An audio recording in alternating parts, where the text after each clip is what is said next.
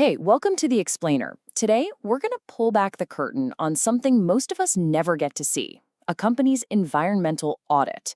You can think of it like a hidden report card, one that shows what a company is really doing to the planet. And to really get why this matters, let's start with a pretty simple question. When you look at a menu, what do you think is the true cost of a beef burger? I'll give you a hint. It's not the price you pay at the counter. Not by a long shot. See, that price tag, it leaves a lot out. For example, the cattle might have been raised on land that used to be a forest, the cost of that lost habitat, or the fact that the forest can't soak up greenhouse gases anymore. That's not in the price. These are what economists call externalities, hidden costs that are pushed onto society and the environment. And honestly, they're part of almost everything we buy. So as more and more people started to realize these hidden costs were piling up, it created this huge wave of pressure on companies to actually report on their impact. Which brings us right to our first section, the pressure to report. This pressure really came from three main directions. First, you've got basic risk management. Companies started to realize, hey, if we ignore our environmental impact, we could face massive fines or, maybe worse, a PR nightmare. Then came market pressure. It wasn't just shoppers choosing greener brands. Talented people started picking where to work based on a company's ethics. And third, and this one is a real game changer, investor demand. Yeah, this became a huge deal. As our source material puts it, an increasing number of investors are using social and environmental performance as a key criterion. This wasn't some fringe idea anymore. Major investors were now looking at this data to figure out if a company was a smart bet for the long run. You know what they say? Money talks.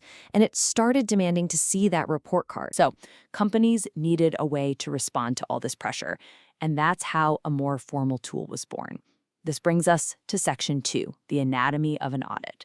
Let's break down how this whole thing actually works. At its heart, an environmental audit is supposed to be a straightforward process. It's a way for a company to show everyone, investors, customers, their own employees, that they're actually listening to these environmental concerns and, doing something about them. The process itself is pretty logical. It boils down to 3 steps. First, you gotta decide on the metrics.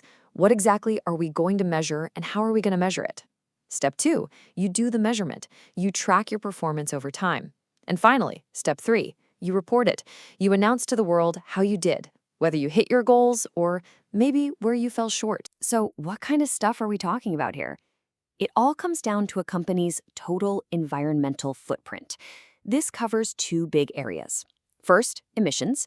That's the stuff you put out into the world, like pollution, waste, and greenhouse gases. And second, consumption. That's the stuff you take from the world, like energy, water, and other materials.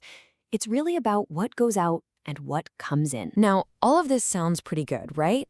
A clear, structured system to judge a company's impact on the planet. But, and this is a big but, there's a huge catch at the center of it all. Which leads us to section 3, the voluntary dilemma. And here is the fundamental conflict. The promise was this clear, standardized system for everyone. But the reality? For most companies, these audits are almost entirely voluntary. There are no mandatory, legally binding standards that everyone has to follow. And because it's voluntary, well, you can see the problem. It means companies get to pick and choose. They can decide to measure and report on the things they're doing really well and just kind of forget to mention the areas where their performance isn't so great. It's like only showing your parents the A+ on your report card and hiding the D in chemistry. And this right here is why the whole thing is so debated. As one source puts it, it is this ability to pick and choose that makes voluntary adoption so controversial. It really makes you wonder, right? Is this about genuine transparency? Or is it just a really clever public relations tool? So does that mean the whole system is broken? Is it just a flaw we have to live with? That brings us to our final section, section 4. A flawed system, because there's a recent trend that's trying to fix these exact problems. The big shift happening right now is a move toward a much more quantitative, numbers-driven approach. So instead of just making vague promises like, we're committed to being greener, companies are starting to report hard data, measured against specific targets they set beforehand. It's about moving from fuzzy goals to cold, hard facts. And here's what that actually looks like. You get a clear, simple table. A company set a target for water use, and look, they beat it by 4%. They aimed for 85% of waste recycled, and they did even better. But they also had a target for CO2 emissions, and they went over by a pretty significant 12.5%. With data this clear, there's really nowhere to hide. And when you visualize that data, it becomes even more powerful. I mean, just look. At a single glance, you see the green bars, the wins, and then you see that big red bar for CO2 emissions sticking out like a sore thumb. This tells a much more honest story, and it makes it way harder for a company to just cherry-pick the good news. So it all leaves us with this final big question. The value of these audits is still very much up for debate, especially since they're often voluntary. But it forces us to ask, is this imperfect, sometimes selective, information actually better than having no information at all? It's a flawed system, for sure, but it has started a really important conversation, and it might just be pushing us, slowly but surely, toward a more transparent world. What do you think?